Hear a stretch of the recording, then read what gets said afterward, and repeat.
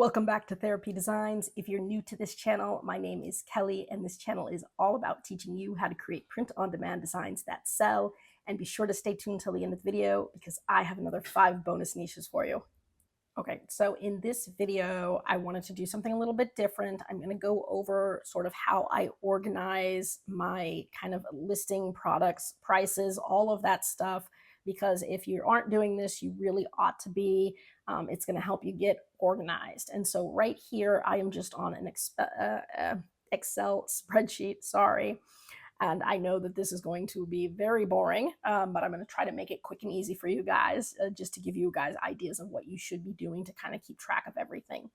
So the way I have this organized is I've got products that I sell listed on the left here. And so you'll see lots of different products that I'm currently selling on my Etsy shop, from like the Gildan 6400 shirt, embroidered hats, printed hats, flex fit hats. So all the different versions of products, blankets, if I'm doing like small, medium, and large size, display plates, and I have those in different sizes, different pill boxes, tumblers, mugs. So whatever products you are selling currently, go ahead and make a column for those.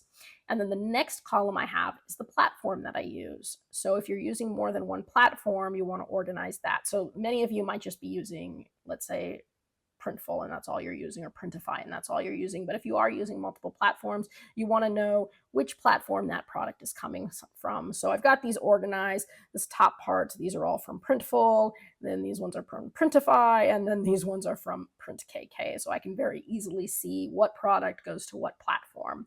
I've also got a couple lines here for both processing and shipping times.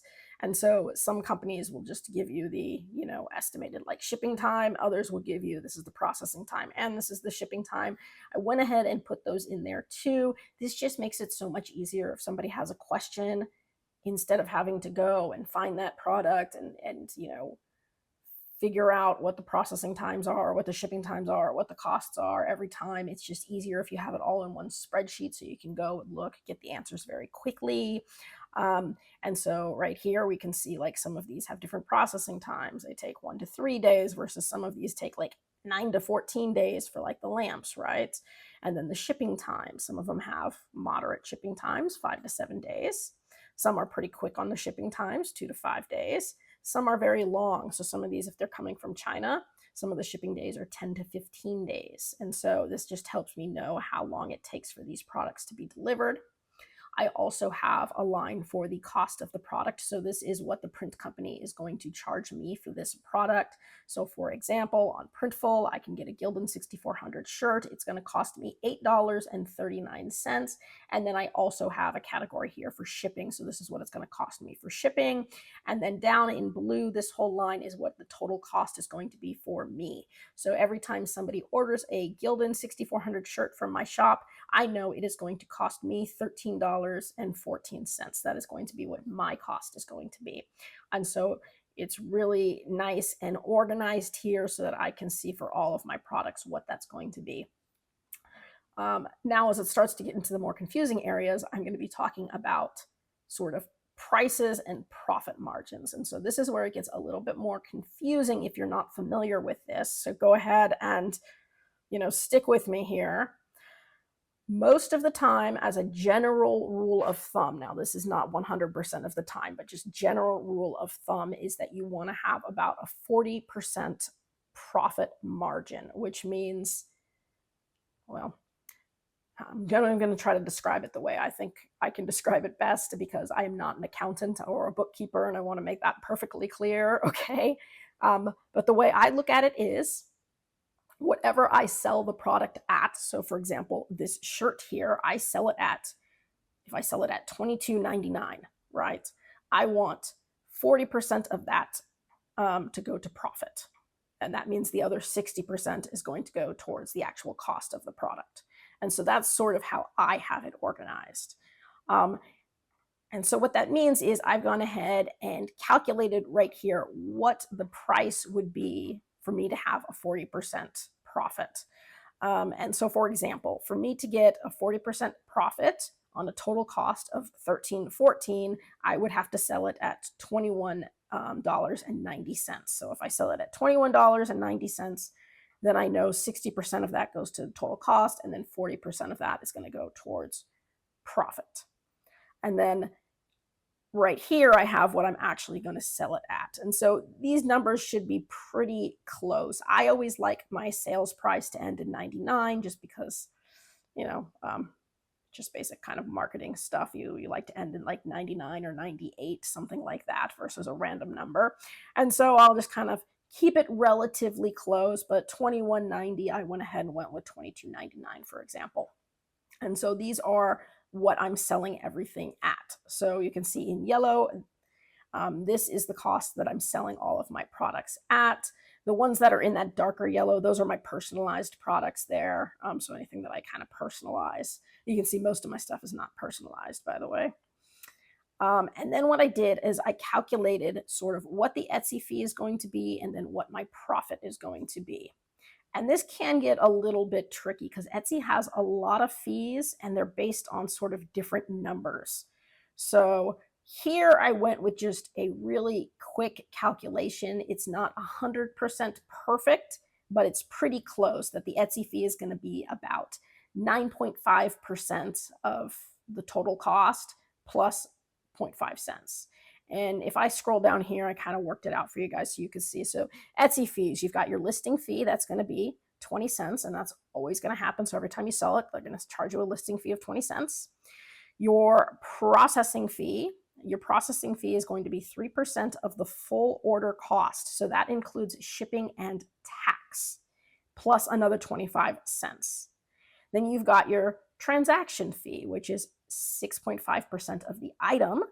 And then transaction fee for shipping, which would be 6.5% of shipping. If you're giving free shipping, then the price of the shipping is included in the price of the item. So it's just 6.5% of that item total, right? But that does not include tax, whereas in the processing fee includes tax. So it gets a little complicated there.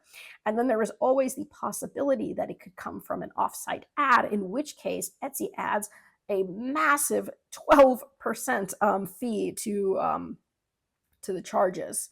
And you never quite know when that's going to happen. So that is sort of this unknown variable there. But so for example, if I ignore the tax for now, I can just say that there's going to be for sure a 6.5% fee and a 3% fee. So that's going to be 9.5%. And I know there's going to be 25 cents added on and another 20 cents added on. So I know there's going to be 45 cents added on. And so I went ahead and just used that as the basic calculation. So 9.5% plus 45 cents. And that's what you can see. I wrote up here 9.5% plus 45 cents.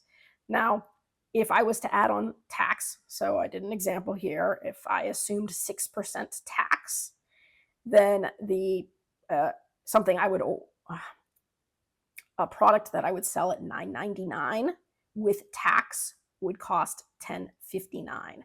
So then I'd have to come up with the processing fee as 3% of this number plus 25 cents. And then the transaction fee would be 6.5% of the $9.99. And then the listing fee. And so the total fee here would be $142 when you consider the tax. Without the tax, just using the simpler calculation, I came up with 1.4. So it's about a 2-cent difference. So it's not anything substantial. And even with a more expensive item, so if I sold it for $99, for example, I did the same thing. And the fee I came up with using the simple formula was $9.95. The fee I came up with, including tax, would be $10.13, the difference being less than 1%. So again, I decided not to bother with tax in my calculations. And so I just wanted to mention that there. So hopefully you guys are still sticking around. I know. But here I've got my sell at plus free shipping. So if I offer free shipping, and then I add the percentage for the fee. This is what the fee is going to be for every item. So again, for the Gildan shirt, it costs me $13.14. I sell it at $22.99. Etsy is going to charge $2.63, which is going to leave me a profit of $7.22. And so in the light blue are going to be my profits for that. And so I also put in the Etsy fee percentage. So even though it's 9.5% plus 0.45, depending on the price of the item, that extra 0.45 cents can make a little bit of a difference.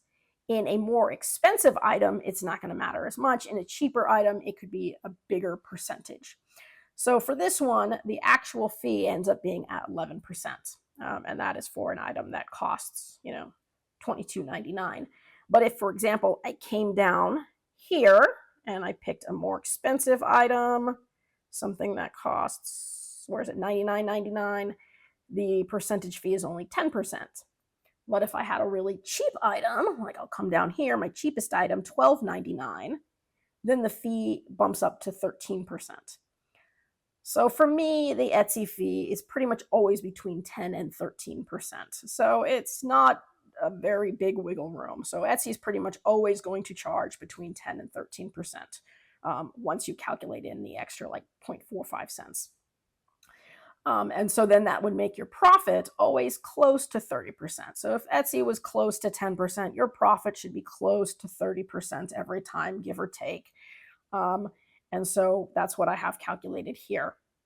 Now I've gone a step further and I've assumed that what happens if we put these items on sale, because every so often you are going to want to run a sale, sometimes more than others.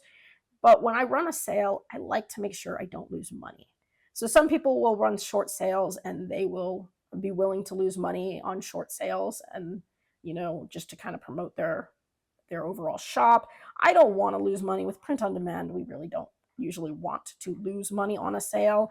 And so to make sure I don't lose money when I run a sale, I have to make sure that my profit is high enough originally that after I run the sale, I still have profit left. And so to kind of describe that, I'm going to keep going with the shirt idea here. If I had the shirt selling at $22.99 and I decided I was going to put it on sale for 20% off, now I would be selling that shirt for $18.39. So this is going to be the price if it's on sale for 20% off. So if I recalculate everything for this 20% off price, now I can look at what Etsy's fee is going to be on something that costs $18.39, and Etsy's fee is going to be $2.02, and the profit that I have left over is going to be $3.05, and my profit percentage is going to be 17%. So it went from a profit of close to 30%, 31% to a profit of now about 17%, or a profit of $7.22 to a profit of $3.05 if I put it on sale. I did want to make sure that my profit margin is always above 12%. And the reason I do that is because of this unknown right here, offsite ad fees. So if your order comes from an offsite ad, Etsy will add another 12%, which is pretty big. And the last thing I want is to have an item on sale where I'm not making any profit on it. Maybe the profit is zero. And then it came from an offsite ad, and now I'm losing money because I'm losing that 12%. So I try to always make sure my profit margin, even if I'm going to put it on sale, is still going to be above 12, at or above 12%. So at 12% or above 12%. So I can have it so I don't make any money, but I don't want to have it so I'm losing money. And so that's kind of how I calculate things. Everybody's got their own strategies. And some people are okay with strategies that would have them losing money on certain products with the hopes that they're going to bring customers in who are going to buy other more expensive products, or they're okay losing money on products just so that they can get enough sales and enough positive reviews to build their shops. And so it depends what your strategy is, what your short-term strategy is, what your long-term strategy is. My strategy has always been one of, I don't want to lose any money if at all possible. It's okay if you want to run a sale and make no profit when you run the sale, but I don't necessarily want to run a sale and lose money. And so that is kind of how I calculated it. If I have a 40% profit margin to begin with, then even if I run a sale at 20% off, I pretty much guarantee that I'm always going to have a profit margin of about 12% or higher. So I'm always going to be, safe in terms of not losing any money. And of course, if it doesn't come from an outside ad, then I still make a little bit of a profit, obviously.